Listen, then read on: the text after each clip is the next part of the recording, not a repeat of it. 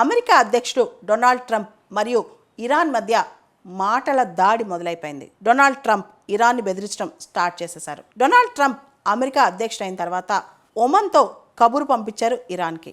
మేము ఇరాన్తో చర్చలు జరపాలనుకుంటున్నాం, రమ్మనండి అని.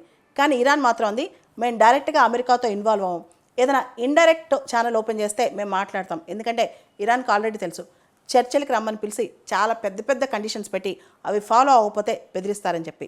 ఆల్రెడీ మనకు తెలుసు ట్రంప్ 1.0 టైంలో ట్రంప్కి ఇరాన్కి మధ్య చాలా పెద్ద ఇష్యూస్ అయ్యాయి. ట్రంప్ 1.0 టైంలో ఏదైతే అంతకుముందు ఒబామా అమెరికా అధ్యక్షుడిగా ఉన్నప్పుడు JCPOA ఉందో, joint comprehensive plan of action, దీన్ని మొత్తం డొనాల్డ్ ట్రంప్ రద్దు చేసి ఇరాన్ పైన విపరీతమైన ఆంక్షలు వేస్తారనమాట.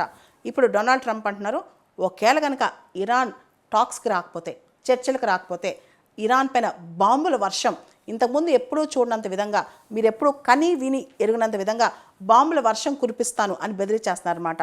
దాంతో ఇరాన్ కూడా చెప్తుంది, బాంబుల వర్షం కాదు, మేము దేనికి బెదరం, ఆల్రెడీ మేము చాలా మిసైల్స్ రెడీ పెట్టుకున్నాం, మా దగ్గర ఒక మిసైల్ సిటీ ఉంది, ఇరాన్లో చాలా ప్లేసెస్లో ఈ మిసైల్ దాచిపెట్టి ఉంచాం, అమెరికాలో ఏ సిటీనైనా మేము హిట్ చేయగలం అని చెప్పి ఇరాన్ ఎదురుగా మాట్లాడుతుంది, ఎదురు పడి మరి మాట్లాడుతుంది. అంటే డైరెక్ట్గా ఇరాన్ కూడా ఓపెన్ స్టేట్మెంట్స్ ఇస్తుంది, రండి చూసుకుందాం అని చెప్పి.